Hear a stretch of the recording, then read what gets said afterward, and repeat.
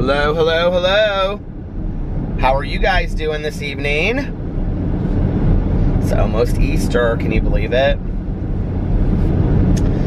I was gonna start watching Peter Cottontail earlier. I found it on YouTube and I actually tweeted it out. So if you'd like to see it, if I remember, I'll link it below. It's free on YouTube. It's like an hour long. And you just look up Peter Cottontail, and it's the one that has Iron Tail in it and all that. And I try to watch it every year because it just reminds me of like Easter's from long ago. And but then Tanya called in, or Tanya texted and asked me if I wanted to go get a fountain pop. So I went and got her and got a fountain pop, Diet Pepsi. When I start this Octavia next week, I don't think I'm supposed to be drinking any kind of soda, just like water. And I asked Alex if I could have coffee, and he said yeah, but I don't think I should be, I don't think I'm supposed to be like having sweet and low or anything in it. So it's gonna be quite an adjustment. I'm actually getting really excited about it. The only thing I'm kind of sad about, honestly, is that I can't do, and I know this is stupid, but that I can't do the food reviews on my channel, my review channel anymore, because I really enjoy doing those, but whatever, I'll find some other things to review. I was like, I have so many things in the garage that I bought that I never reviewed, and there's all kinds of things. Plus, like, if I want to do a food review, I think I'll just, like, have somebody on the channel with me, like Alex or Melissa or Tanya or something, and have them do the food review. And, so, yeah, it'll be fine. I'm more, you know, concerned about getting healthy and getting into shape and losing weight, and that's more important to me right now, so, I'm not gonna have, you know, I'm not gonna allow a YouTube channel to stop me from getting healthy. I'm just not willing to do that. And, you know, at the same time, too, I mean, I was thinking about this today, that there are things that I can review, you know, that have to do with getting healthy, that aren't just about food, you know, but like water bottles and, you know, different things like that. So, I mean, there's still stuff I can do. So I'm real excited about trying. It'll just make me think outside the box, so I'm excited about it, you know.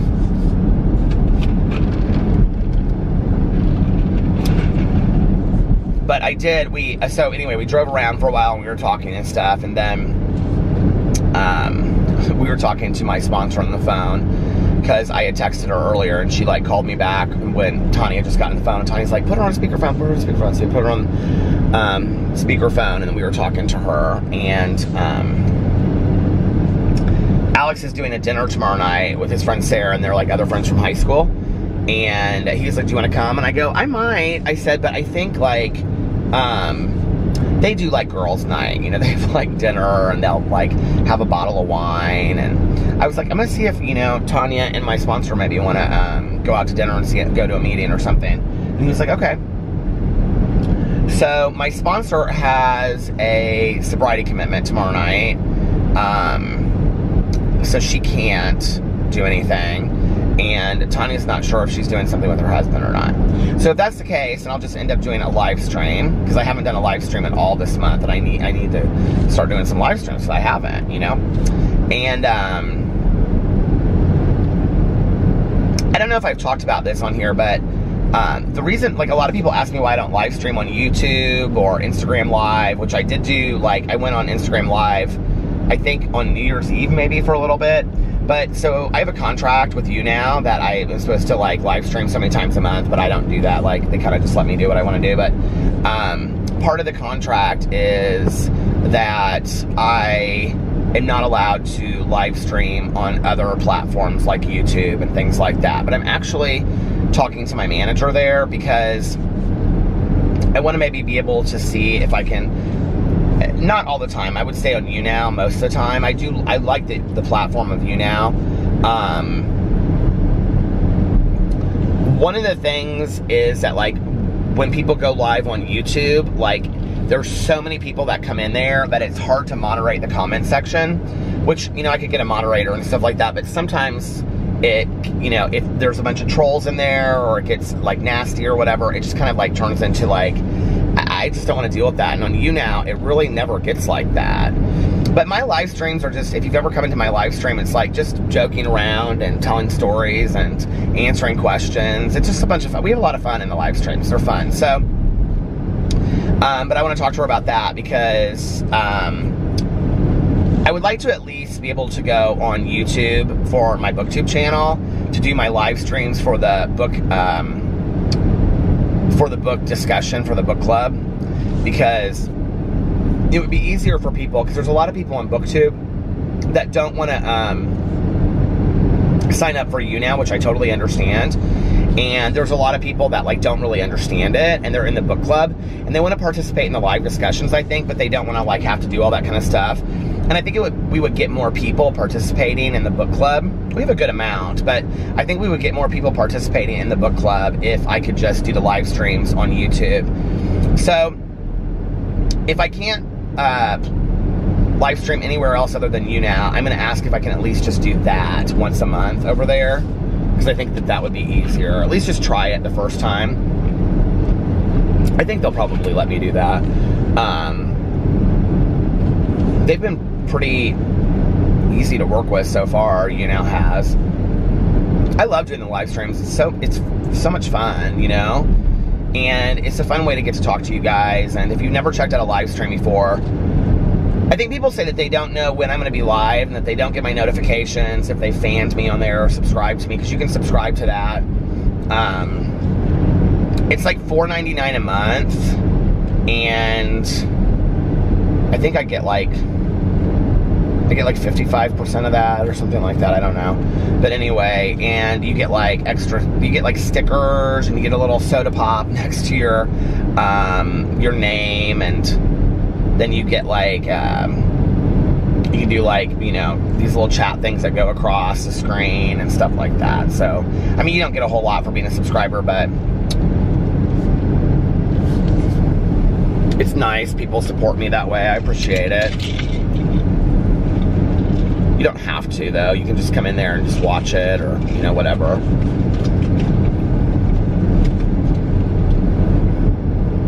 I don't actually, I rarely ever talk about, like, subscriptions on there.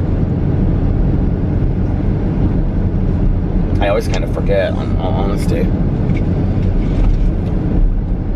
This chapstick is so good. He's texting me. I'm like going away that I never go tonight. I'll pull in here into the marina.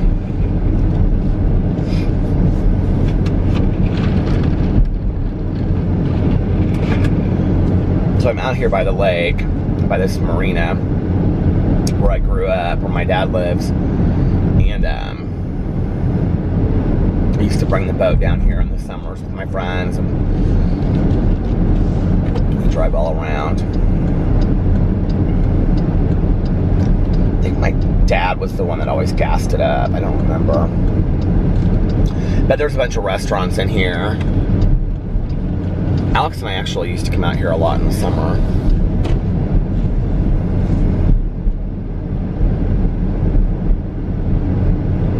He's texting me.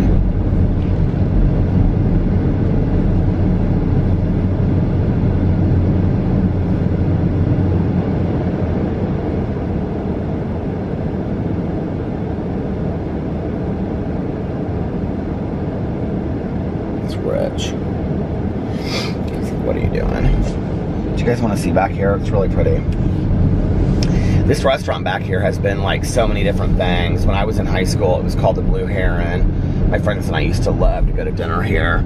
And then it was, oh, before that, it was Rick's Cafe Americana. And now it's Wolfie's Geist. I don't know that I've been out here since it's been called Wolfie's Geist. But you can see, I don't know if you can really see as I'm driving through here. But there's the marina. Here's the marina. You can see all the boats and stuff. In the summer, it is like so busy down here. Let's see how windy it is. Kind of seems like a scary movie. There's the marina back there. You can see. And people pull their boats up, and then they go out to dinner, and This is like this huge restaurant. And then back here, I don't know if you can see it through here, if it's all closed off right now. Oh, it's called the Palms now. This used to be, we've got it all turned off, but it's kind of scary back here tonight. But this used to be, there's like a pool in there, and it used to be called Bella Vita. And they have this thing on Sundays in the summer that was called Rehab, and it was like Rehab in Las Vegas. If you guys know what that is, it's like a pool party. And so it was like a smaller version of that. We used to go to that a lot. I did not love it.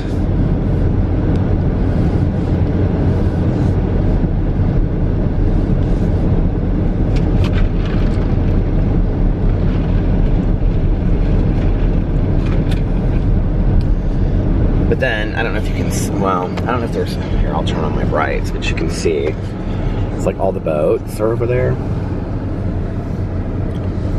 can see they have all the boats lined up over here.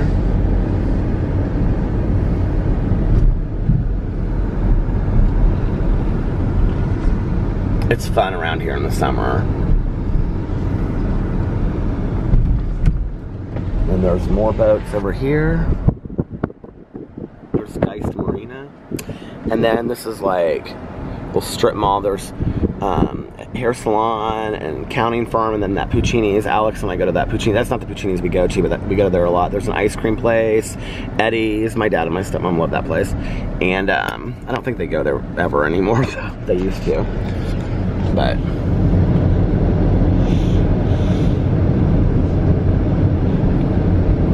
anybody out here. I don't know if you can see it. I'm gonna show you. It's really pretty. So this is the bridge that goes over Geist. I don't know if you can see it, but there's like all these houses out there on the lake. So that's where I grew up. Over there. Over there. And over this side it goes over here.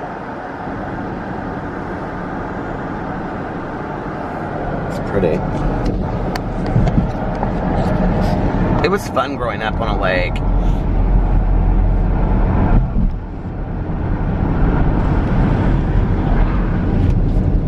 I really, really liked it. I will say, like, I totally took it for granted, though, when I was growing up out here.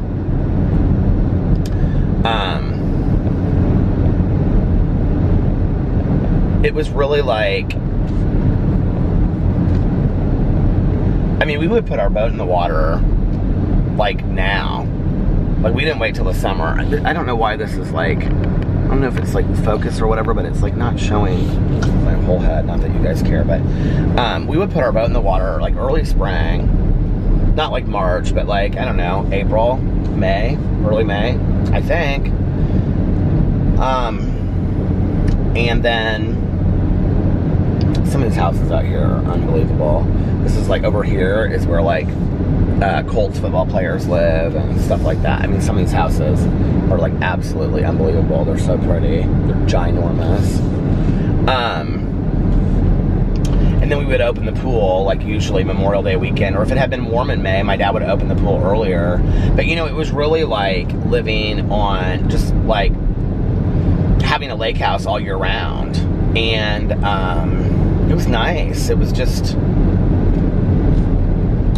there's something about like lake mentality. If you live on a lake, you'll know what I'm talking about. That's just a little bit slower, a little bit quieter, you know. It was nice. It was, but like I took it for granted, you know, like especially like having a pool. Like I'm such like, I don't know that I talk as much about this on here, but like one like real fact about me, I don't know if it's something that you wouldn't know, but like I am like I love to swim. Like love to swim, and I always have ever since a kid. I've been a little kid. When I was like young, I don't even know what age.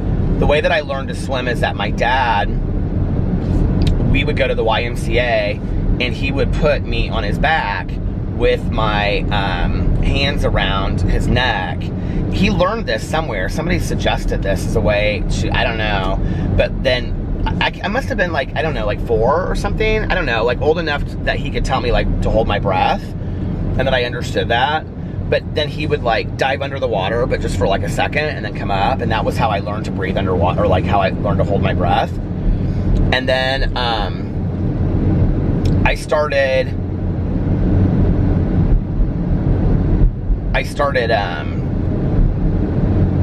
I'm sidetracked because it just said there's a local high school here, and it just said that they're doing Hairspray for their spring musical. There was like a little sign that said that, and I thought, oh, that's such a fun musical to do for a high school, isn't it? But anyway, and then he, like, my dad and my mom were huge swimmers too. They loved it, and so we were always swimming. Like, I was, as a little kid, I was always like in a pool swimming. Not so much in lakes, and I would go in the ocean and swim, but I didn't like to go far out. I mean, my fear of sharks goes way back,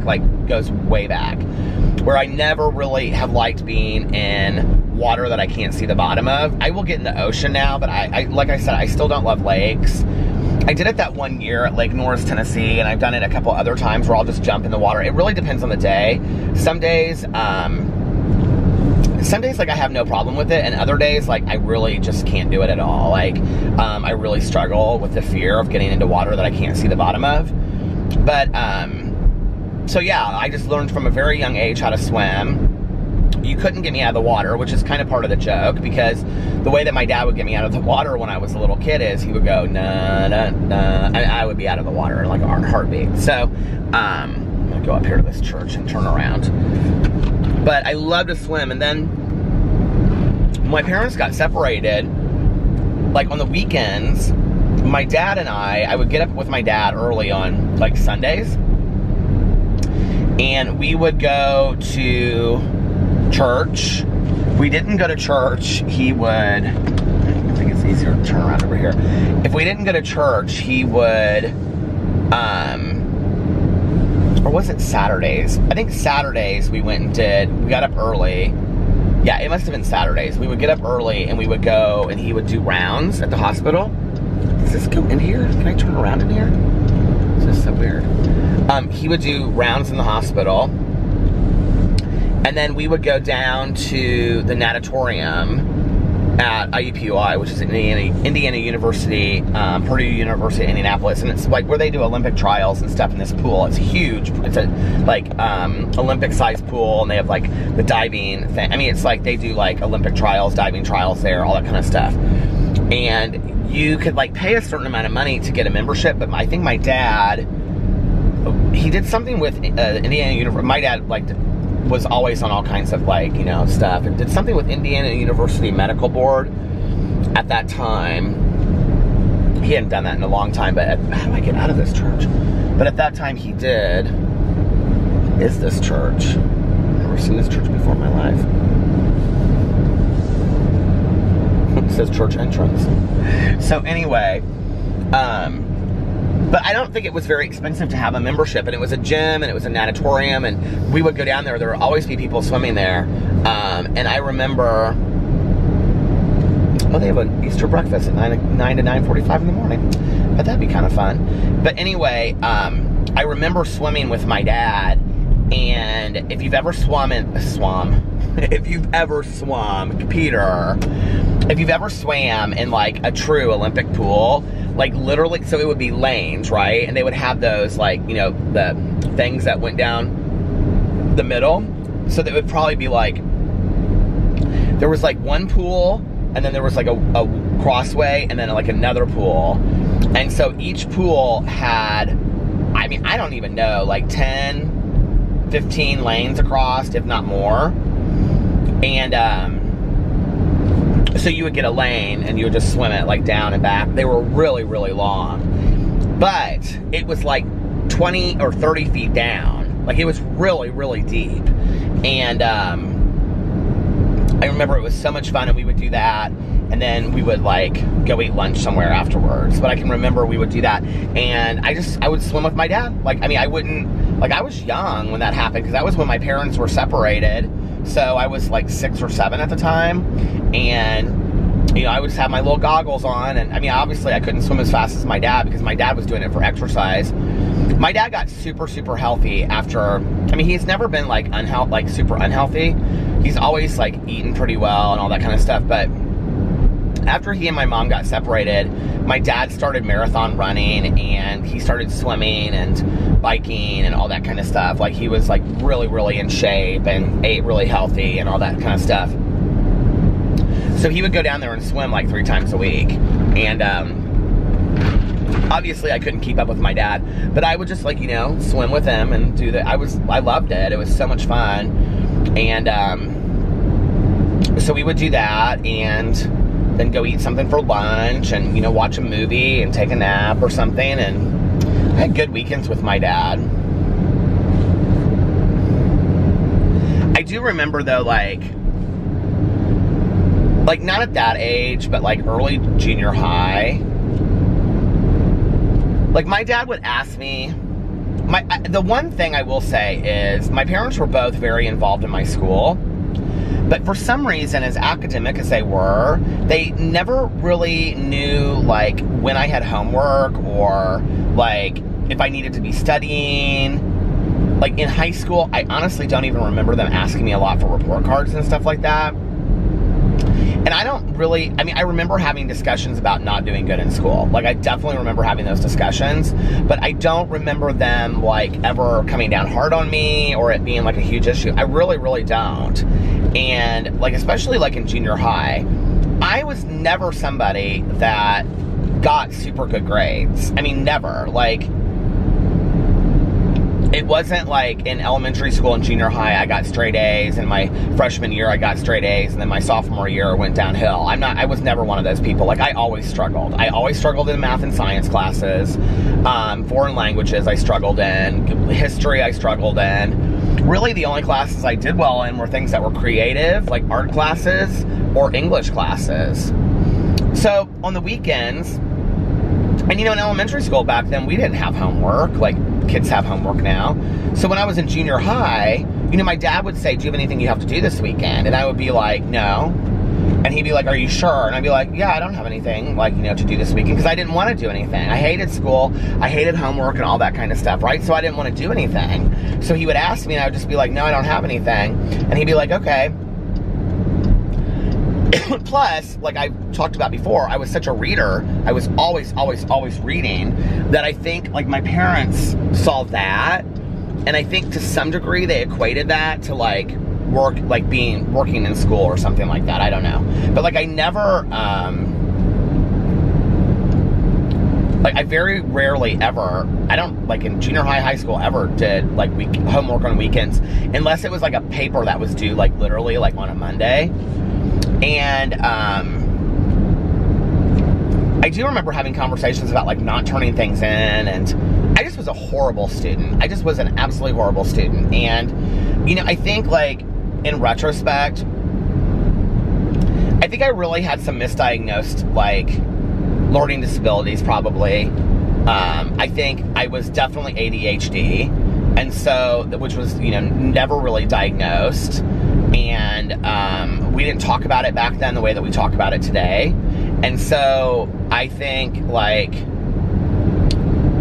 I don't know, I think, like, I could have done better if I had had the resources that I needed to have, but I just didn't have those resources. And I don't know that there was anybody, I don't think there was anybody that knew to point me in that direction, if that makes sense, you know, like, to tell my parents, well, he needs this. It just was always, like, criticism that I got in classes, like, he talks too much, or he's not focused, he's a daydreamer. I mean, I got the daydreamer thing literally all the time. My teachers would say always I was either talking too much or too fast. Those were the two criticisms I got. Or teachers would say that I was a daydreamer, and that I was always just, like, they would never, they hardly ever wanted to put me next to a window, because if I was next to a window, I was staring at a window dreaming. And whatever we were doing, like I was saying the other night, I couldn't wait to get it done so that I could pick up my book and start reading my book again. And that was just kind of like what got me through school. And I'm not talking about, like, the days that were, I mean, you know, there were days I went through there, the bullying was very, very minimal, and there were days that it was horrific, but I think, like, I just escaped into this fantasy world of, like, daydreaming and reading books and stuff like that, and I just didn't really like school life. So on the weekends, if my dad was like, you know, hey buddy, do you have any, you know, homework this weekend? I'd be like, oh, no, I got it all done in school this week. And he believed me, right? And I think also, like, I wasn't getting straight A's, but I wasn't getting D's and F's. Like, I would probably, like, my grades in junior high were, like, mostly B's, B minuses. And then I would get, like, a C minus in science, like a C minus in, like, algebra. And I think they really knew I wasn't capable of a whole lot more. We tried tutors, like, once, and I just, like, I was, like, so resistant to working with a tutor. And I don't know, I just think that, you know, like, I think they thought maybe it was a phase, or I'd phase out of it. I mean, I really struggled with that stuff. And I also think that because I learned later, you know, when I was in college after I got sober, that I do have the ability to learn those things, but I think I learned differently. And this is where I think the learning disability part comes in, or maybe we wouldn't even call it a learning disability. But I think people learn differently. I think some people learn, you know, tactile, however you would say it, by like hands-on. I think other people learn it by like taking notes and rereading the notes or practicing it themselves. I think other people like are audio learners, and I think I'm an audio learner. So if I'm like paying attention and I'm like listening, I can remember it, like, you know, but like in most of these classes that I'm talking about, I was not paying attention. I wasn't. I was doodling. I was trying to take notes to keep up because they wanted us to keep notes so that, you know, have to turn, like in high school, we'd have to keep notes and then turn in our notes for points, right? Well, if I was writing notes down, I wasn't listening or paying attention to what was going on. Okay, the battery's about to die, and I think I brought another battery with me. I guess I should probably look before I say that. Thank God I'm coming up on a gas station over here. I had it, I pulled it out of the charger, so please tell me that I brought it with me. Oh, God. Did I put it into the camera and I didn't bring the... You are kidding me. I don't have it. I'm gonna have to go home and get it, and I am, like, far away.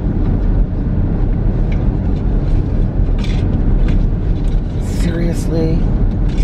I specifically put it in there to bring with me. Oh, my gosh. I'm like 25 minutes from home too, and I wanted to...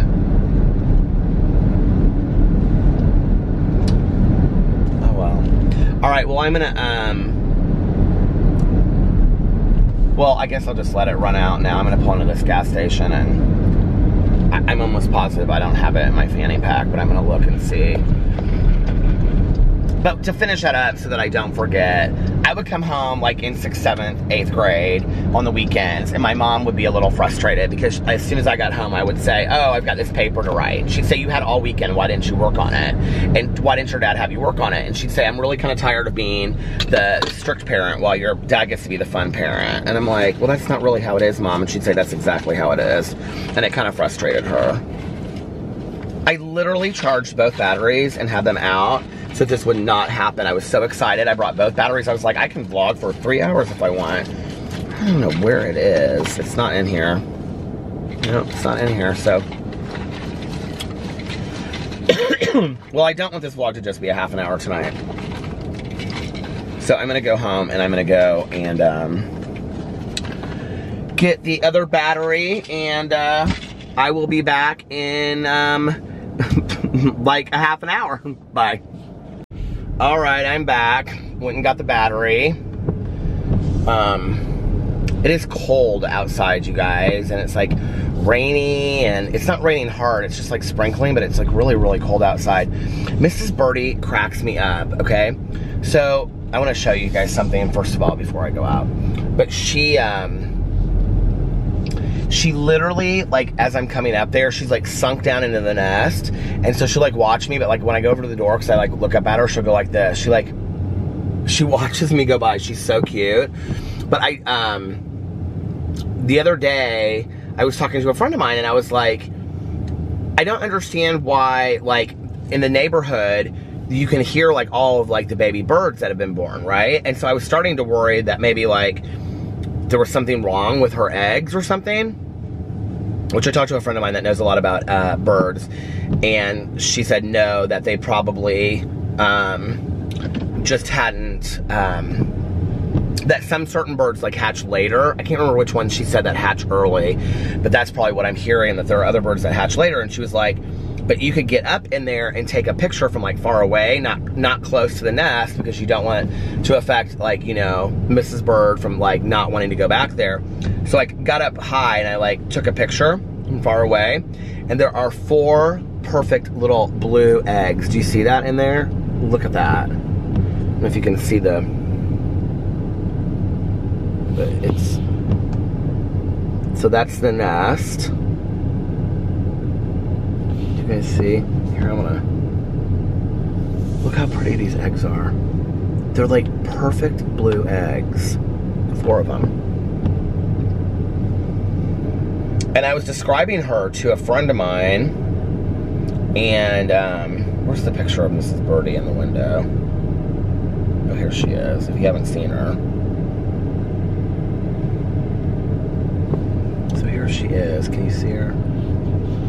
It's kind of, sometimes it won't, like, there's a little light, I don't know if it'll show.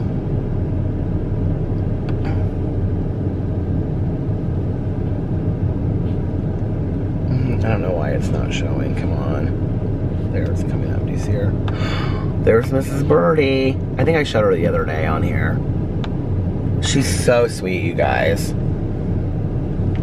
She's like on her nest all day long. Sometimes when I walk up there, she'll like fly away, but she like goes to the tree and then she flies right back. Cause like I'll go inside, and I usually take the dogs out back, and like at night I take them out front sometimes, but usually I take them out back. And when I take them, like I'll take them outside and then I'll come back inside and I'll look through the window and she's back up there again. Just like a couple minutes later. She's so sweet.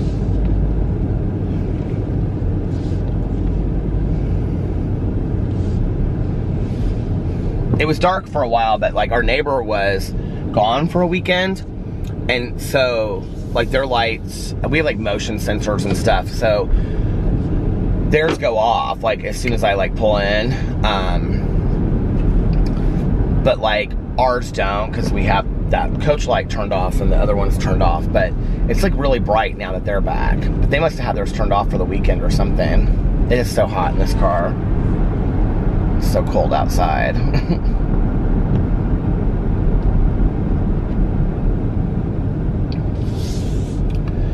I'm excited about, Alex has to work tomorrow, and I don't really have anything planned. I'll probably make some videos, and then I don't know what I'm gonna do tomorrow night. If Tanya doesn't want to do something, I don't know, I'll find something to do. I was thinking about maybe going to Ruth's Cafe tomorrow for lunch, because I'd like to have lunch there one last time before, I don't know when the Optavia stuff's gonna come. So, but I don't want to like get it and then be like, oh, okay, I'm gonna start it in 3 days and eat everything I want to eat in the next 3 days. I don't need to do that. I need to just start it, you know what I mean? And be committed to starting it. You guys, so many of you in the comment sections on this, as well as a lot on my review channel, because I announced it. This, first of all, I just want to tell you, I talked about this the other day, but this Sunbum banana is absolutely fantastic. It tastes like Laffy Taffy. I feel like I don't even remember what I was talking about when I was talking about my dad, and I'll talk about that in a second. But so many of you have been really, really encouraging with the Optavia, and there's like a lot of people that have done it that said they lost like 30 to 60 pounds, like different stories. I'm like, oh my God, that would be great. I think it would motivate me more to like work out. It's like when you're heavier, like when you're really heavy, it's hard to work out. And I remember my ex said something like, I think it was my ex, I'm not sure, but anyway, about like equating it to carrying a backpack with like 80 extra pounds in it, you know, like, and then being on a treadmill. It's hard, you know, it's really, really hard.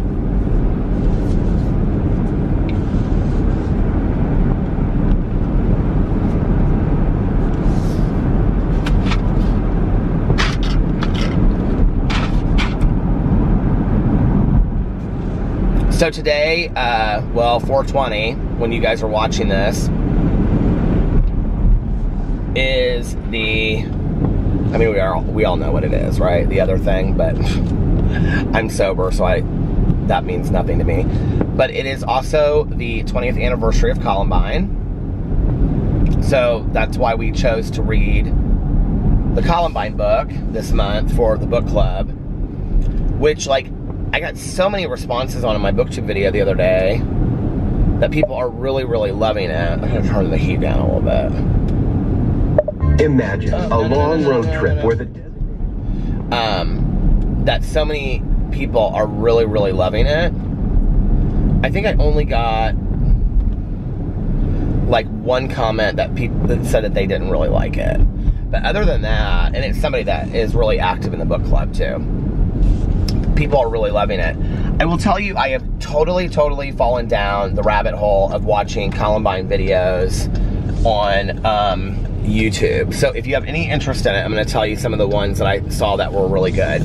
Mel sent me one that was put out by the Denver Post called Columbine 20 Years Later. And it has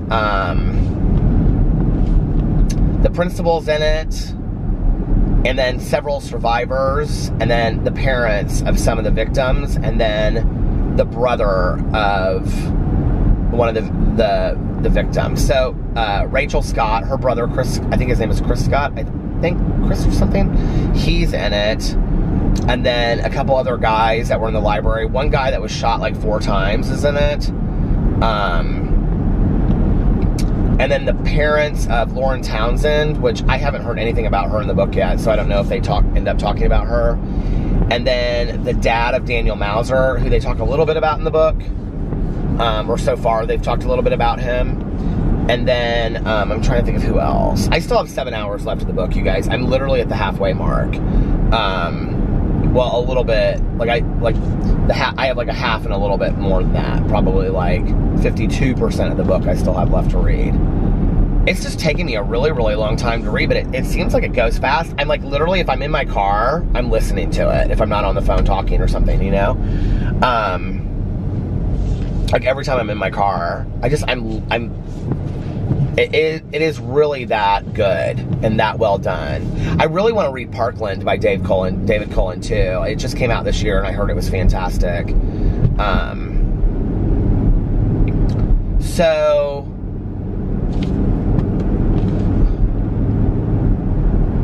I watched that video, and then there were some other people in it too. I can't remember who else. There was some other people in it. Other people that had like been like in the school like when the shooting occurred, like some other victims, and a lot of them go and do like speaking engagements, and they talked about it. Daniel Mauser's father wears his shoes, which was kind of hard to watch, you know. And then I watched this other one that was called Remembering Columbine 20 Years Later, and it was by Channel 7 News in Denver, I think. And it was very similar. It had all of the same people in it, which I thought was interesting. But I think they're the ones that kind of like go and do like the speaking circuit or something about it. And it was interesting, like, this reporter was asking the parents, like, will you do anything special for Columbine, the anniversary this year? And almost all of the parents said the same thing, you know, except for one group of parents. They said that they were going to go, and they go every year and all this kind of stuff. But this one, most of the parents said no, and the reason why is because they said, you know, like, for a lot of people, like, the 20th of April is always the anniversary of Columbine, you know, for a lot of people that lived through it and whatever, but for us, every day is a day that we lost our daughter. Every day is a day that we lost our son, you know? It's not, so whether it's 5 years or 4 years or 20 years or 1 year or whatever, it's reliving that all over again, the loss. It's not just about Columbine, it's about their loss of their child, you know, which, like, or their father. Oh, Dave Sanders, the coach and teacher that died, his daughter is in it too. And I think she's a therapist now that, like, speaks about this kind of stuff, and they referenced her doing something. She was really well spoken. She talked about the Virginia Tech shooting and stuff like that. It's just so sad, but when you hear these people's stories, like, it even personalizes it more. Then I started falling down this rabbit hole. I started watching other interviews. I started watching other stuff. And then I last night when I got home, while the vlog was rendering, I watched, it was called The First Day, Columbine, The First Day, and it was 45 minutes of all of like the news footage on one channel. I don't know what, ABC or NBC, I don't know what channel it was, CBS, but it started off with like Peter Jennings, and it was actually like, I mean, it was literally the actual, it just showed the footage of like him going on air the very first time talking about it when it occurred, and talking on the phone and all this kind of stuff like on the air, and then following up with it throughout the day, and then it went into like him signing off, and then Ted Koppel coming on for Dateline, or Dateline, yeah, I think it's Nightline or Dateline, anyway, and then showing him talking about it, and I got like halfway through it, and it's all of the like the news footage from that day, and like as I'm watching it, I still don't know where I was, but like I had a recollection of watching that. Like I can remember like watching all of that footage and seeing it, because I remembered like they said, they kept on quoting the number as being 25 people that had died that day, which we know now is 13. So they didn't like, and that's part of the book too. The police chief comes out, or the sheriff or whatever he is, comes out and makes a press statement, and there's a lot of like wrong answers in the press statement that he makes. Excuse me.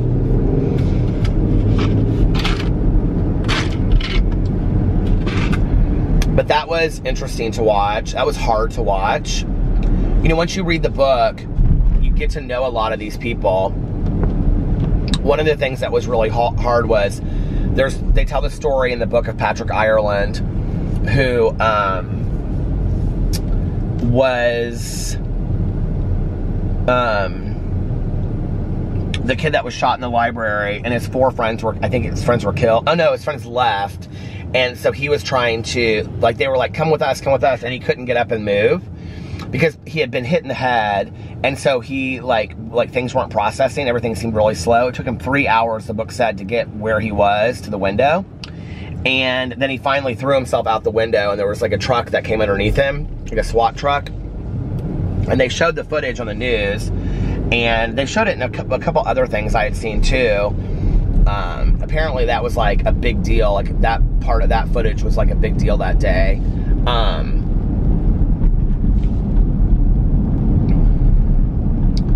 And then I watched this video called 5 Unanswered Questions About Columbine, and it was by some channel. I don't even know what the channel was called, but the video was not very well done, and it was these speculative things that were very bizarre. I don't know, about a shooting that happened a year later at Subway, and how they thought it was linked somehow, and that the police botched that up too, and I don't know. The whole situation is so sad. But the thing that I loved about watching these interviews with these parents is they asked these one parent, so this Lauren Townsend, they said, well, it was kind of a neat story in the second interview. So she had never met her nieces and nephews, and she had a nephew that I think he's like 4 now or something, and they had been told about their aunt from like always, like from birth, like, you know, obviously they don't remember stories from birth, but like as they grew up, the kids were told stories about Lauren, who had been killed, and her dad was saying that well, first they talked about how hard it was to walk into the school and past the library and all that kind of stuff, but then the dad was telling, I think it was the dad was telling the story about how the little boy, the nephew, has nightmares where animals are coming to get him, and in his nightmares Lauren comes and like rescues him from these animals attacking him in his nightmares, and like pulls him away from all of this. And he would start describing what she looked like before he really knew anything about her, really, I guess, even though he had been told about her. But I don't know, it was kind of a cool story when you were watching it. But the thing that was neat about it, hearing their interviews, was they asked these her parents, I think it was her parents, like, have we learned anything from Columbine? And what they said was, you know, that for a short time period after Columbine happened, that in that area, you know, there were no differences, there were no strangers, that everybody was friendly and neighborly to each other. You would go up to people and like hug them. This one girl says that, you know, you would, even people she didn't even know from her classes, didn't even know their names. They'd be like in the mall or something, or a store, and they'd go up to each other and hug each other because they knew each other just from that class, and that they both went to Columbine. And this mother was saying that there was a lot of unity within the community, you know, and that if anything can be learned from Columbine, it's that we need to be a little nicer to each other every day, a little kinder, a little bit more compassionate, and treat the world, you know, the people around us in the world nicer, you know, that let's be kinder to people on a regular basis. And what a horrific tragedy to have to teach us a lesson like that, you know. I think it's so sad that, wouldn't it be easier if we just got how much easier it is to be nicer to people on a regular basis? But the truth is that sometimes we don't know that. I don't know. Like, I've had to go through a lot of things to get to the point where it's just like, I think we grow up knowing that, you know? But I think we all fall out of that. And I think also, like, walking through our own days with our own troubles and our own things that are going on in our mind, and all the things we have to do, and all, like, working and picking up the kids and making dinner, and, you know, going on date nights, and, you know, paying bills and planning trips. And we sometimes, I think, I do in my own head and don't really think about my fellow man and what they're going through and all that kind of stuff, you know. And I don't know. The book has definitely served as a reminder, number one, about how grateful I need to be for my life, and number two, how to be a nicer, better, kinder person on a daily basis. I'm really glad we picked this book for this month. It's really had a profound effect on me.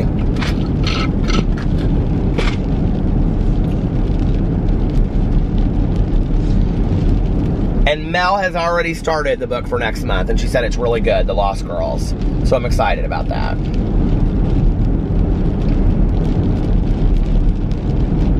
So I think the live stream is a week from Sunday. Yeah. It'll be a week from Sunday at 4 p.m. Eastern Standard Time. So if you'd like to participate, come. I think it'll be on YouNow unless something would change with that. Oh, yeah. But anyway, earlier I was talking about my dad and how, you know, like, I would be with my dad, and because I would tell my dad I didn't have any homework and he wouldn't really press, you know, on whether or not I was doing it or not, then I would come home, and this didn't really happen until, like I said, like, not even 6th grade, I would say like 7th and 8th grade. You know, my mom would be like, I'd be like, I'd start panicking and being like, oh my God, I have this paper I have to do for tomorrow, whatever, and she'd say, you have the whole weekend to do it. Like, why didn't your dad have you do it, you know? And then, like, sometimes she would call him, and he would be like, Peter said he had no homework this weekend, and that would be when I got into trouble. My parents, like, even though they didn't get along, they were, like, they parented on the same page. I don't even, to be honest with you, I don't even know how they did it at times, because they didn't hate each other, they just did not like each other, I think, you know? But I would say that they respected each other, which I think is important, and I think they respected each other as parents, and they so unbelievably parented on the same page. Like, you know, I mean, like, miscommunication of stuff like that, but that was me, like, that wasn't them, you know? And like, my mom would pick up the phone, and then I can remember, like, then the next weekend my dad would say to me, we're not going to do this again. Like, I would get in the car when he would pick me up, maybe not the next weekend or whenever I'd be with him, and he like, before we, like, pulled away, he'd say, we're not going to do this again. Like, if you have homework, you need to go get it right now, because you're not going to leave it till Sunday night and then have your mom stressed out about it. We're not going to do this. And, you know, if my mom was having a difficult time with me, I wasn't a horrible teenager with my mom, but I wasn't great at times, you know, and it had a lot to do with the using and stuff like that as well. And I wasn't, like, 100% defiant. I just wasn't. But there were times that I was. The times that I was, my mom, and I think this was why I wasn't more, the times that I was, my mom would like not even hesitate and call my father and be like, you need to deal with him, you know? And so I knew, like, to be disrespectful to my mom meant I was gonna be dealing with my dad too, you know? And my dad was very, I don't know that I would even consider this old school. I don't think I ever, in my entire life, ever witnessed my father, and my grandmother lived to be 93. I don't think I ever witnessed him ever speak back to or in a negative way towards my grandmother, ever. And he didn't tolerate it from me. And he would say, you don't ever speak back to your mom. You don't ever talk back to her. You don't talk down to her. You respect her, you know. You don't say mean things to your mom. You don't, you know, whatever.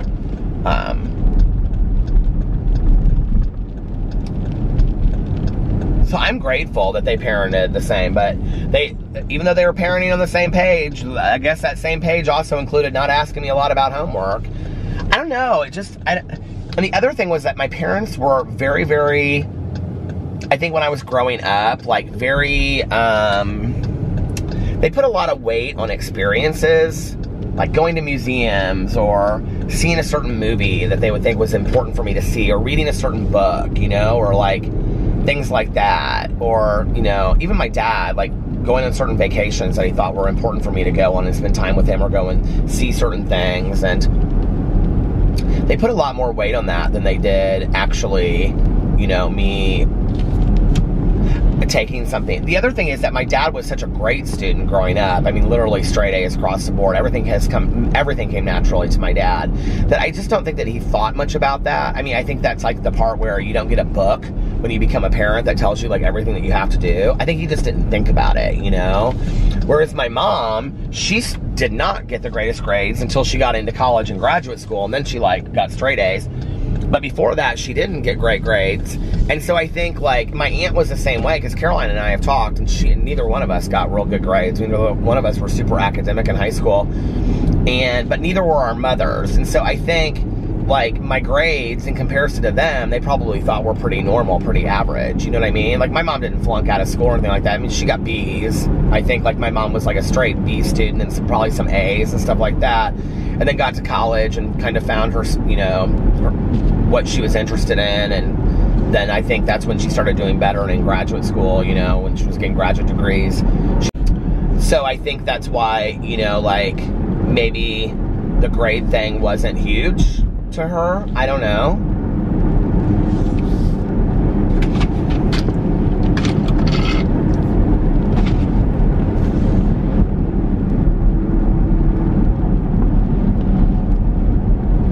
Like, I look back, I'm thinking about it right now, and I just don't remember like huge conversations about it. You know, it's like, it's weird to me. My mom did say to me later, though, I remember, like, especially with like math and science, she would say, like, I just never knew how to help you with that stuff because I wasn't any good at it either. And she would say, like, I would always hope that you would like ask your dad about that stuff because he was so good at it, but I was not good at it.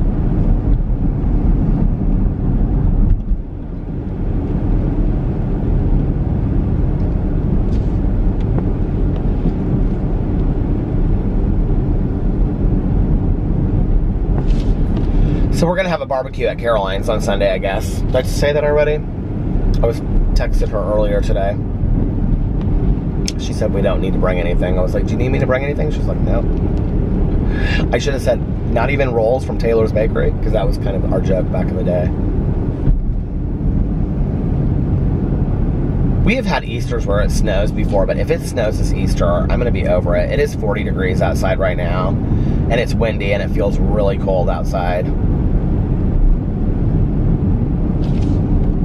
I had on my Adidas jacket earlier, but it was like real, like when I was sitting in the car, it felt tight on my back and it wasn't comfortable. Is it still in here? No, I took it inside the house.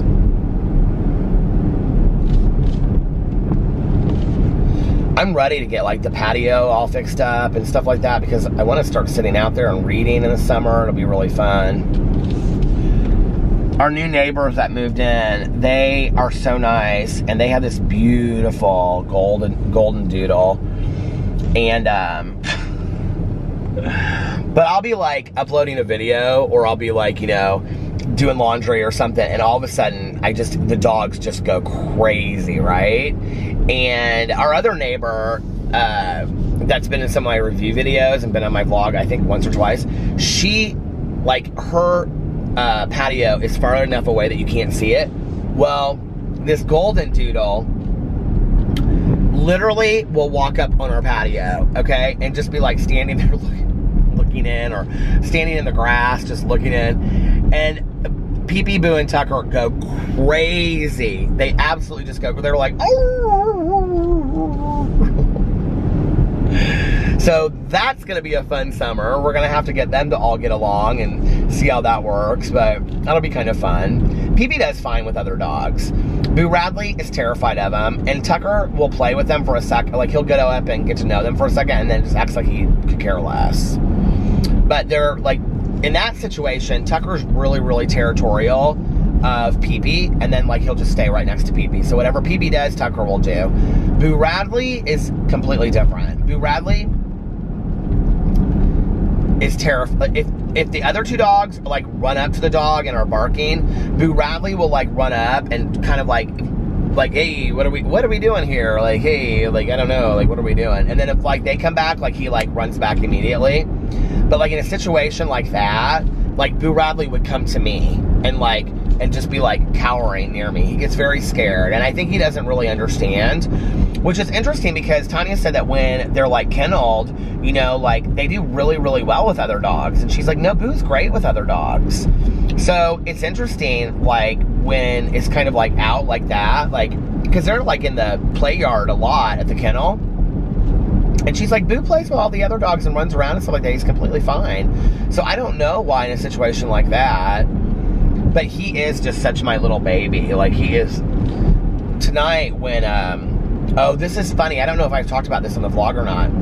Okay, but, so Boo, like now their sleeping positions all kind of changed. Tucker used to sleep in between the pillows, and Boo would sleep on me. Well, now Boo Radley sleeps between the pillows, and what he does is at our head, he like circles and circles and circles, and then he kind of like sleeps like down like this. So he's kind of like, but he's like looking out, and then Tucker sleeps like right kind of like in between Alex and I, like right here, and then Pee-Pee is always against my leg. And so what's so funny is, and it woke Alex up. I think I did talk about it on here. So one night I was like sitting there, and I like, because I say goodnight to the dogs and I talk to them and stuff like that, you know? So I'm like saying goodnight to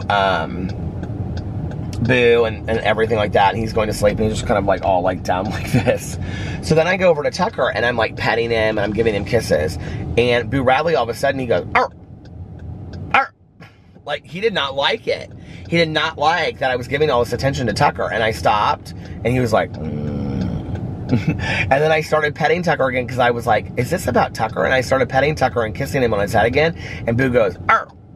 It was mad that I was giving Tucker attention. It was so cute. But tonight, it was so funny because Alex was watching, I think, The Real Housewives on his computer. And so he was like sitting, he was like laying down sideways, like facing me. And then he had the computer set up. And so like I was facing him, like we were facing each other. And Boo Radley was like in between our pillows, but he was just like sitting there, and he like had this grouchy look on his face that like he couldn't really figure out how he was supposed to sit. And I go, it's okay, Boo Radley. I go, you can just lay down. And he just looked at me, and he had like this, he was almost, it's so funny, he had this little personality.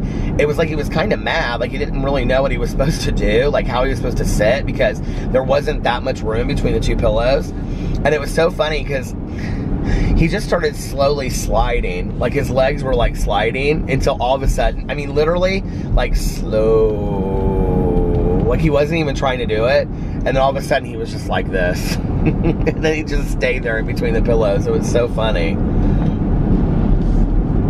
I could literally just lay in bed for hours and watch the dogs. They are so intriguing to me, and I think they're so sweet.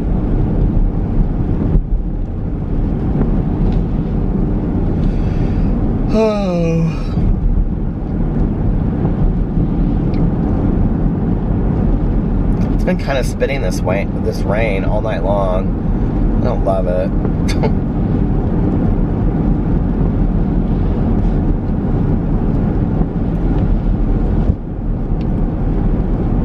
My allergies have been bothering me. My throat is itching. I think like last night where I thought that like I was talking too much was really my allergies, because today my like throat has been itching like crazy.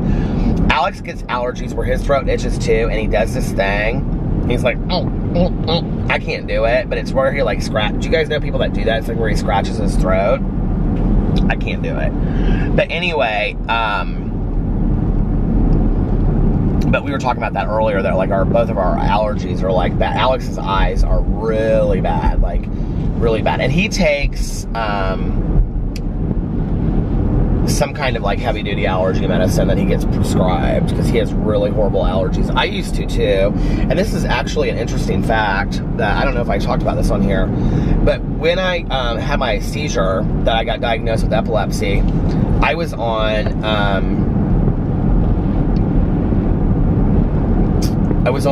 at the time, I think it's Claritin D, maybe, is that what it was? But it's the kind that has whatever it has in it that I don't take today because it makes me feel funky. And then I was also on the thing in your nose. My allergies were horrible at this time. And I was also on the thing, I can't remember what it's called, but it was like a nose inhaler, do you know what I mean? Where it would stop your nose from dripping. But it was also prescription. They were both prescription back in the day. They now have that. They don't have, I don't know if they have the nose one, but they have it's not Flexerol, that's a muscle relaxer. What's the, shoot, I can't remember what it's called with the nose thing.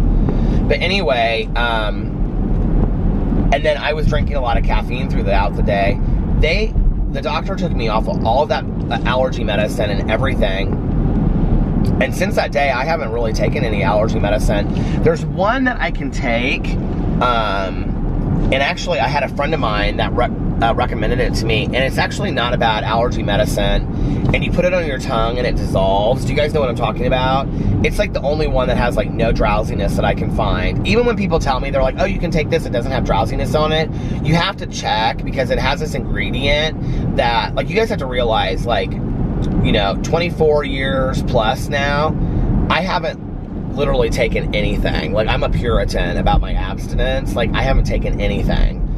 And so for me to take any, like, even if it's like one of the allergy medicines that has like, it's non-drowsy, it still has a little bit in it, which will make me feel really funky. So I don't take any of that kind of stuff.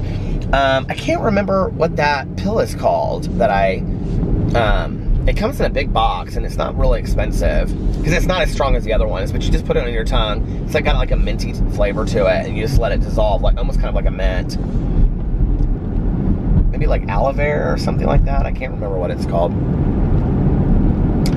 But anyway, so yeah, the doctor took me off all of that medicine because they wondered if like all the caffeine and all of that stuff wasn't contributing to like what was going on with me already. I still drink like caffeine today, but I have to kind of be careful of it. Like, I get like a coffee during the day at Starbucks, and I get a venti, but I literally drink it throughout the entire day. So if I get it at like 1 or 12, like I'm still drinking it at like 6. And then a couple nights a week, I'll get a fountain pop. But like, if I would have gone to dinner and had like another cup of coffee and then like a fountain pop, I would be feeling it right now. Like, I know people think that I'm like talk a lot and whatever, but the reality is, like, sometimes when I have a lot of coffee, because I'm like the ADHD, it slows me down, because that's how, like, you know, stimulants are supposed to work. So it like makes me tired, or it focuses me and stuff like that. But depending on what it is, if like throughout the whole day I've been drinking a lot of caffeine, I don't necessarily feel jittery, I feel edgy. And I don't know how to explain it, but there's a difference to me. Like, I don't feel like hyped up, like caffeinated up, but I don't like the feeling of it. So I'm very careful of how much caffeine I drink. And I will say that a couple years ago, it was when Tanya's son, Nick, came home for Thanksgiving with all of his Marine troop, whatever you call that. I stopped drinking caffeine for 30 days. or almost 30 days, I felt so clear-headed. And you know, caffeine, when you have migraine disorder, takes away the migraines. But, supposedly. But I really, and I can't take aspirin, just so when people recommend to me Excedrin, I can't take Excedrin because it has aspirin in it. I can't take things that have aspirin in it because aspirin, is like, I don't know why, but anyway, I take Depakote for my, what do you call it, epilepsy, and aspirin interacts with Depakote, so I can't take anything that has aspirin in it. But, what was I gonna say? I can't remember what I was gonna say. Oh yeah, but like I just don't like how it makes me feel, so I try not to like drink. Oh, the 30 days I didn't drink coffee. What was interesting was about day 4 or 5, I had horrific headaches. Not migraines, but headaches, because there's a difference. And it was from not drinking caffeine. I know, because I was drinking a lot of caffeine, and I stopped drinking caffeine for like the first 3 or 4 days. I thought I was literally going through hell, and then it was like my head was so clear. Like, I didn't have migraines, I didn't have headaches, I felt great. And I always have kind of some low-grain migraine, like, every day. So, I don't know, like, I think the less stuff you have in your system is probably better for you, even including caffeine. I mean, we know caffeine is not great for us, you know? Don't we know that? I think we know that. And I'm not even the person that's like, oh my God, like I'll like think it to myself sometimes, like, oh, I need my cup of coffee because I feel that way. But often, like, if I wake up and I'm kind of a little tired and I have a cup of coffee, it just makes me more tired. So I have to, like, on days that I'm like really dragging, like, I have to be careful that I kind of like space out the coffee, because if I drink it all right away, like, I'll be ready for a nap. True story.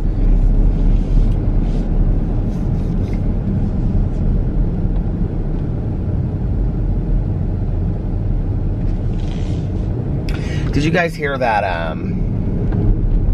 what's her name, Lorraine Warren passed away today?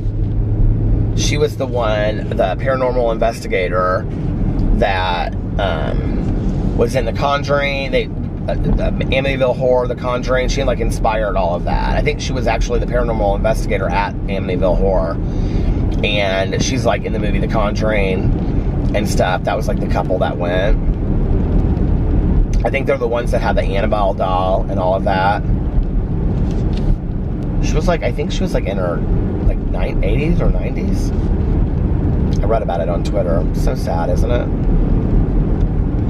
That's a good long life, though. I know that's strange when people say that, but it is. I mean, my grandma passed away at 67 and my mom passed away at 64, and I think that's rather short.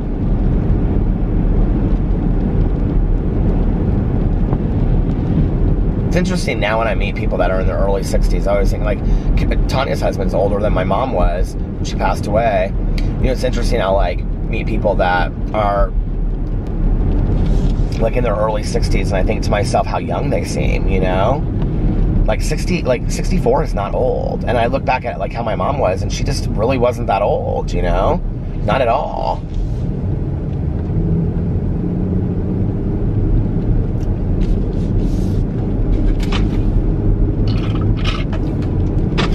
Do you guys have any fun Easter plans? Is there going to be an Easter egg hunt? I love Easter egg hunts. I think they're so pretty. Easter's just such a pretty holiday, isn't it?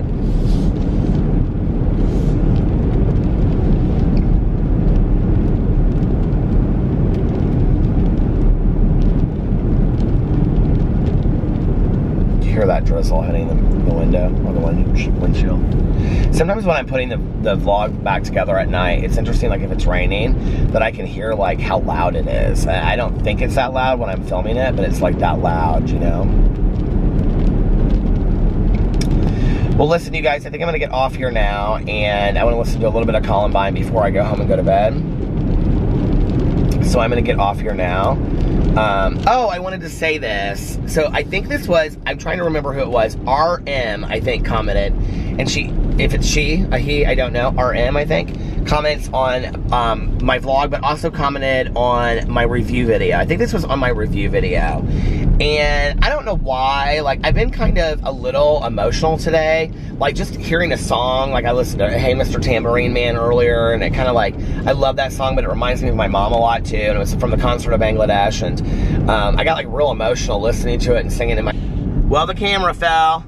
I thought I was going to make it through a whole night, but I didn't. Anyway, I was talking about how I was, like, listening to the concert for Bangladesh, like, well, I was listening to Hey Mr. Tambourine Man from the concert from Bangladesh, and I was getting real emotional, and I don't even really know why. It wasn't even so much about my mom. I was just like, I've just been really moved to emotion today. I don't know why. Sometimes, do you ever just have those days that, like, you could just cry about anything, and it's not necessarily because you're sad, it's just you feel real emotional? I've just felt real emotional today. So, but anyway, RM left this comment on my review video, and I don't know why, but when I read it, I was like, oh my God, she gets it. She gets it, and she turned it back on me, and it's exactly what I needed to hear, and I'm so thankful for it. So RM, this vlog goes out to you. But it was, so you know, at the end of my videos, I always say, have an amazing day unless you have other plans. So, the whole idea being that, what kind of day do you want to have, okay? And I kind of clarified this the other day, but the whole idea is, like, what kind of day do you want to have? Do you want to have an amazing day? Do you want to have, you know, a crappy day? You know, yes, crappy stuff's going to happen to us, but it's really our decision on how we handle that. You know, it's like the old posters that you would see, like, you know, in classrooms and stuff that say, life is 10% what happens to us and 90% our attitude about it. You know, it's very much that, and I believe that. So, you know, I always end my videos and I say, you know, because my friend used to say this to me all the time, have an amazing day unless you have other plans. And that's what I mean by that, right?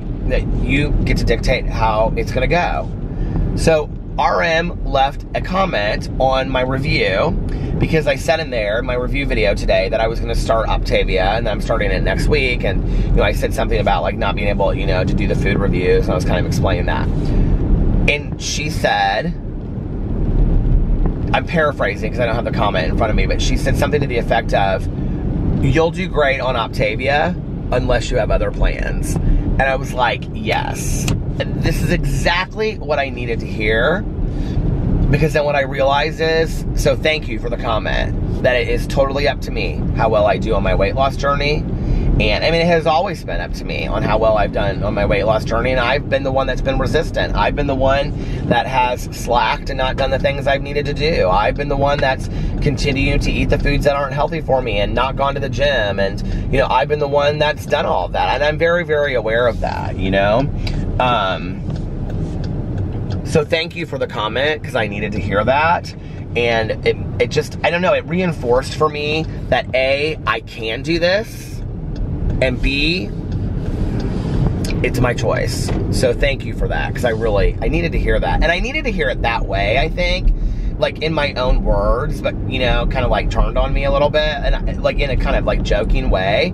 And I really liked it. I don't know, I just like read it, but I got real emotional when I read it, because it was kind of like at that moment I was already thinking about, like, you know, the diet and losing weight and getting healthy and all this kind of stuff and working out more, and I was kind of like, I don't know, struggling a little bit with it. And it was like right when I read that comment, I needed to hear that, and I got kind of real emotional about it. So thank you for that comment. I really, really appreciate it. And so anyway, have an amazing day unless you guys have other plans, but have an amazing day. If given the choice, why wouldn't we, you know?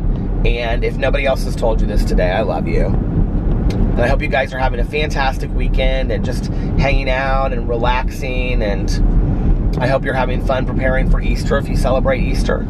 And I will see you guys tomorrow. I love you. Bye.